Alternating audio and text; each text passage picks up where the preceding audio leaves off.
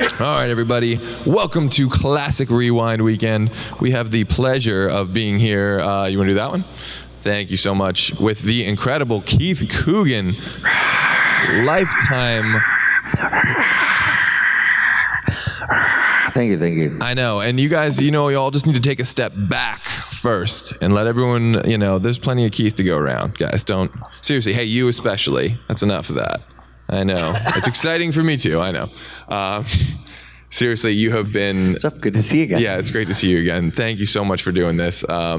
You've been a hero of mine forever, like since I was a little kid. I can't even... So many of your movies have been so ingrained into my life that I can't even remember the first time watching them now. And I feel like that's a very rare thing in life. So who were your heroes that inspired you to pursue acting outside of course, your grandfather? It was not really heroes. It was the mundane kids shows. Not really mundane, but it was just regular kids shows. Sesame Street Electric Company and Zoom and Via Alegre we had in LA.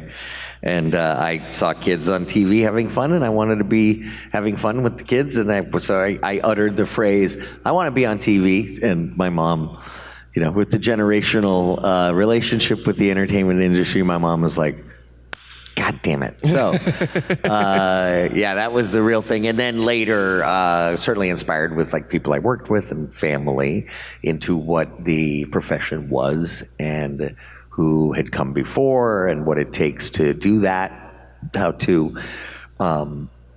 universally, everybody has to work very hard, but singularly, people have very unique skills. I'm no Gene Kelly. I'm not going to go sing and dance with a cute little scar on my face. And I'm not Rambo. Everyone has something very unique. And I know actors try to be like a mold, or like, I want to be like Brad Pitt, or I want to be like, so-and-so. And I think that those that kind of relax into as much of their personality, their individuality, and some are really, chameleons, and we don't get to quite know who the real person is. They play so many different characters, and that's fascinating. And I grew up with actors like De Niro before he started doing his comedies, had a very stiff arm with the press. So you didn't know who was behind there, and that allowed you to kind of believe each character as they came along, because then you didn't go, I know they're really this type of person from this area or this place with this history. And so the farther a character is from the real person, then maybe that stretches your suspension of disbelief. So by not knowing about the actor, that mystery, Daniel DayLewis is a great example. I don't know much about him, but then he's probably a dick on the set. Yeah, right. Like it's like, who knows? You could see anything, right? You would believe that he's like insane, like peeing in mason jars, Howard Hughes style, or that he's like well-to-do and very polite, or like it's like, well, I have no idea because he is a Daniel DayLewis on the call. Are we pushing him in a wheelbarrow, or is he coming at me with a hatchet? What kind of Daniel do we get today? Yeah, right. That's a great Saturday Night Live sketch. You go on the countryside, and the guy, he breaks his fine shoes. He's like, is there a local shoe guy that could fix? And it's Daniel DayLewis in character as like a shoemaker in a small town, and you're like, you're Daniel DayLewis. You're doing my new souls. And he's like, no, I don't know what you're talking about. I make shoes. I make a shoes. I live to make the shoes. Dude, can I get a selfie? I don't know what selfie. I don't know. My whole life is devoted to shoes.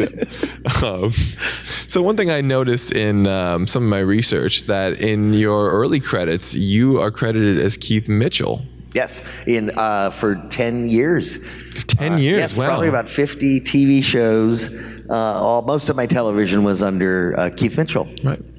So was that I don't want people to think I'm trying to use my grandfather's name or something like that? Was that trying to make it on your own kind of stuff? Or I was 5. I didn't have much to say about that. Oh, okay. My mom, with that sentiment, okay, she said, there's nothing worse than an actor getting not knowing why they got cast. Why they got a part. So she wanted to kind of separate. And the agent that first handled me was kind of upset. He's like, I can't wait to get it and say, I got Jackie Coogan's grandson. And my mom goes, nope. I was going to use a different name and, see what kind of work he gets. And I just did a bunch of commercials at first, and then started with the TV shows like Chips and stuff, and right on. and some heavy stuff. Like one of my first jobs TV movie was stuff. A Question of Love with Clu Gulager, Jane Alexander, and Jenna Rollins, and they're all method actors. I'm 6. I don't know what a method actor is, but you'll learn real quick. Wow. I did a lot of heavy dramas. I couldn't get arrested in comedy as a kid actor. I would do all this stuff that demanded crying or like just being, a prop in a battered marriage or something. Like I did Battered with Mike Farrell and Karen Grassel. And then finally, Laverne and Shirley, I think, broke the comedy thing for me. For I was actually going to ask about that one, if it was that or Love Boat or. Yeah, Love Boat was my only offer. I think I had just done The Waltons, and the Love Boat just kind of, it's like Wagon Train or whatever. So you just bring people that are already on TV or have a old old whores from film that are now doing TV, and they got to pay.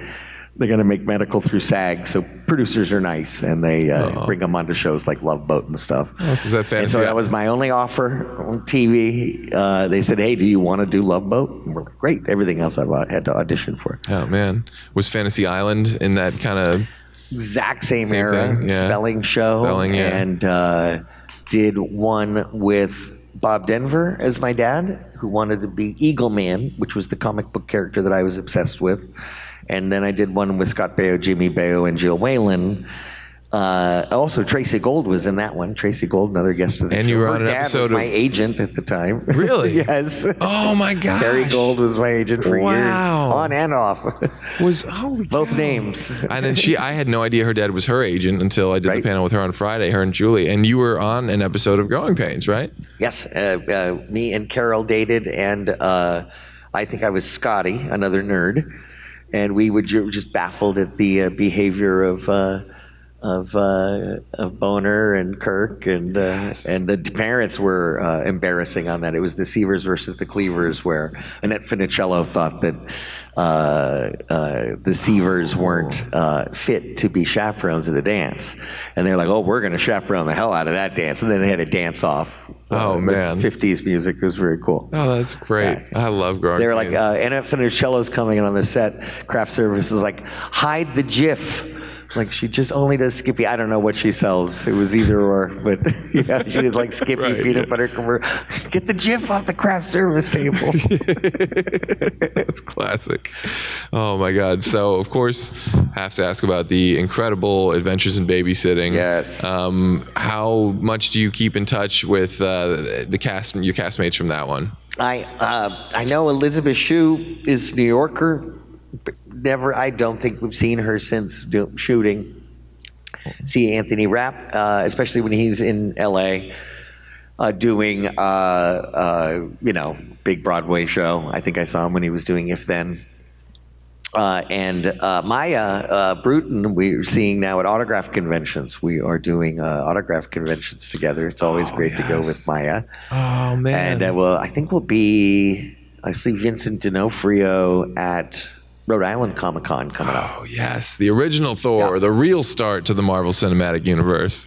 And I just had Craig Bierko tell me that the film is edited. Who was the boy, the frat guy in? From Father of the Bride. Yes. Oh God damn, his name always escapes me. He's got one of those names. I know it went out of the window for me. Yeah, but I know what you're talking about. He's the son-in-law in Father of the Bride. Anyway, he says hi. I haven't seen him in years. That's cool. Yeah, that seems like a fun cast. And obviously I've seen. You spend a lot of time with some of the cast of Don't Tell Mom the Babysitter set. I know you see Joanna and Danielle quite a bit. Yes. And I know that started out with a different title, of course. It did. It was originally titled The Real World. The Real World, of course. Corrected by MTV, who said, we got this reality show called The Real World. What's a reality show? So they renamed it for us. Halfway through shooting, we learned it's Don't Tell Mom the Babysitter's Dead. Horrified. You're probably just like, why? How can they do this to me? Well, you can't step outside it when you're shooting it. Yeah. And with a title like The Real World and really well-written script on feminism in the workplace, they added it to the Annenberg, Arm & Hammer, film festival, and it included Working Girl and Norma Ray and Don't Tell Mom the Babysitter's Dead as women on film empowerment. And we're like, we knew it was in there when we were doing it, and it was so funny that, it's Steve Herrick, who did Bill and Ted Excellent Adventure and Three Musketeers. Mighty Ducks. He's got a Mighty Duck Quack, quack, quack. Yep. So he knows how to make an audience. He knows how to entertain an audience. He knows how to make an audience pleaser, and he knows how to make the studios happy. Everybody loves Stephen Herrick. Yeah. Okay? Incredible. He can handle everything, small scale to big scale. Yeah, Mr. Holland's Opus. Yeah. All kinds of stuff. So it was, I read a thing where the writers said that they were, the title, they were like, that's, too bad. They had nothing to do with like the new naming of it. But then on The Tonight Show, they did a joke, and it was, don't tell Ariana Huffington the babysitter something, or I don't remember what the joke was, but they went, The Tonight Show just, kind of mocked our title, and they're like, I guess that's the only thing that could have been named. And when I think about it, I'm like, I can't imagine it having been called The Real World now, or having the kind of people say it's cult, and I love it. Thank you. I still remember like it was one of those movies that had VHS swag. Like when you put the tape in, it was either before or after the movie. They would try and sell you something like a hotline or something like that. There was a hotline, a contest to rate the to movie, win the car. That's and then right. You win the Buick and a $500,000 stipend. Oh my gosh, that is so cool. I hope someday we get the Buick, like the original Buick somehow.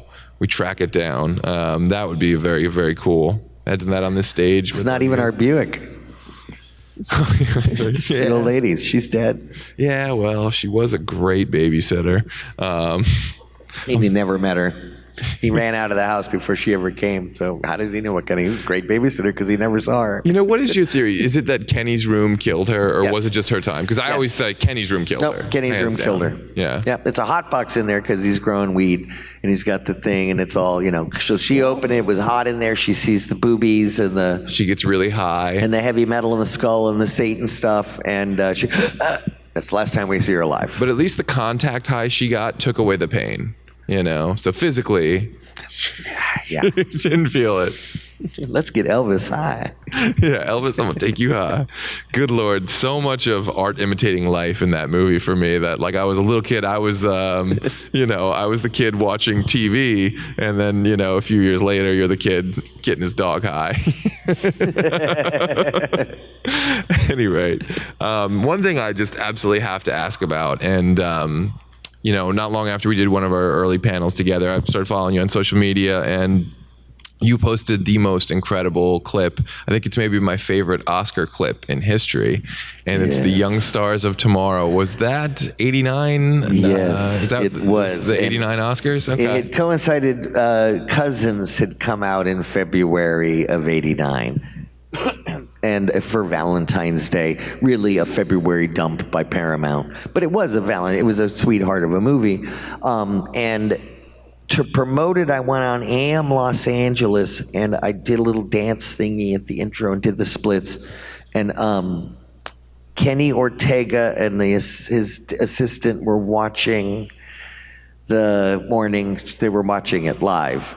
And they were writing down, they wanted kids that could sing or dance or act, whatever, that may be related to Hollywood somehow. So like Jolie and Trisha Lee Fisher, bring in actors that might, if they were related to people, Carol Burnett's daughter. And they were like, oh, that's Jackie Coogan's grandson. Then I do the splits. They're like, Keith Coogan. They just wrote me down on a list when they saw me. Thank God I was going to go skiing that morning and skip the promo. But I was like, fine. I went in, you have to get to the studio like 5 or 6 a.m. And I've got all this like parka ski gear ready to go skiing. And I did the thingy and then got a call, hey, would you come and rehearse for the Oscars for 2 weeks?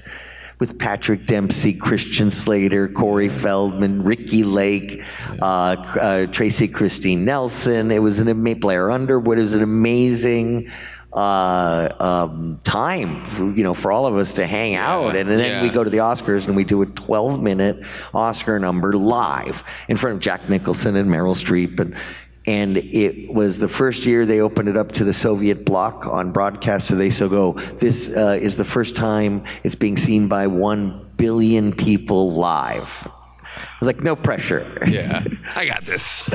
No sweat. Yeah.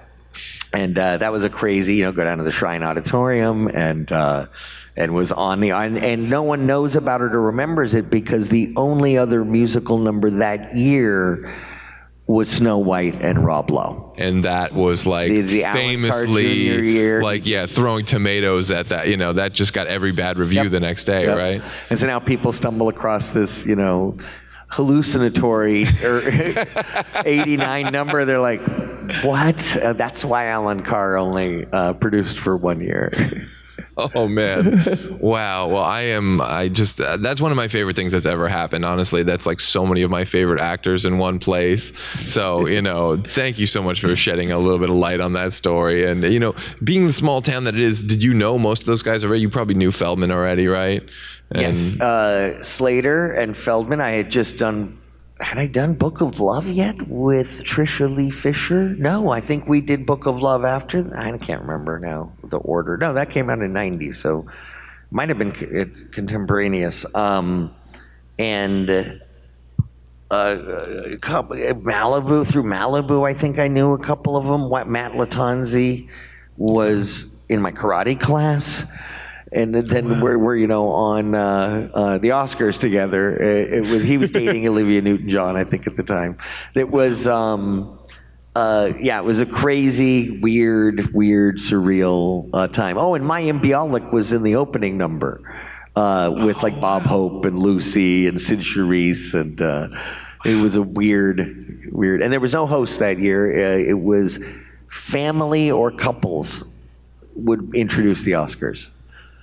Oh, wow. Yeah, it was really, really odd. It's so funny. It's like memories get written over sometimes. Because like I thought Rob Lowe hosted that Oscars. And I'm like, no, he didn't. Like Rob Lowe wouldn't have been hosting the Oscars at that time. He did the Snow White bit, but that's so famously like so famously bad, that Snow White Rob Lowe thing, that it almost, I feel like that must have sucked all the air out of, all the press out of the show from everything else. I don't even remember who won Best Picture that year. Was Driving Miss Daisy? Probably. I think so. It doesn't. It's the ratings. If the ratings were That's high, all they care about, right? It would survive all those slings and arrows. Yeah, back in the day, this was the Will Smith of 1989. Though the Rob Lowe thing, I feel like everyone must have been talking about it. Wow, that's incredible. Well, before we let you get back to your table, and again, thank you so much for taking the time. Sure, no, thanks. I know you've been talking about doing the Keith Coogan's third Babysitting film and like completing it as a ultimate like renegade trilogy. And I hope so to God that this happens, that I want to put it out there into the internet verse, into the metaverse, or wherever these things go, and just send all my well wishes for that. And if you have anything you could tell the people at home that you look for in your next Babysitting film, what would it be? I don't know. I mean, I've always wanted to title it Faster Babysitter Kill. It's my love for all thing Russ Meyer and exploitation movies. I need to do more horror movies so I can get more into more horror conventions, because they're great. Horror conventions, yay. Hell yeah. Those fans are awesome. And my one snake movie, Python, and a Tales from the Crypt just isn't cutting it for for the horror conventions. Ooh, I am up for a exorcism demon movie, to be the priest, to be like the Father Karras. Yes. And I'm gonna ask the producers, because I only got the one page to audition for, and I was like, and at the end, I don't know what happens. I'm like, does he get a heart attack and get defenestrated, or thrown out a window, or does he like beat the demon? They're like, he beats the demon. I'm like, I want this so bad. So we'll see. I'm waiting on that. Nice. Oh man, I could definitely see that. You would crush that. I'm hoping you get that as well. And as always, just looking forward to the next time seeing you at a convention or on the screen. Everyone, be sure to stop by his table, get some pictures, get some autographs, and follow him on social media. He's a great guy to be with, and make some noise. Thank you. Woo! Yeah. Thank you so much. Appreciate it. Rock and roll. Yeah. This is John Glover, and you are watching Fandom Spotlight. Be sure to like, share, and subscribe. Lionel Luther recommends it. Have some fun. Follow your fandom.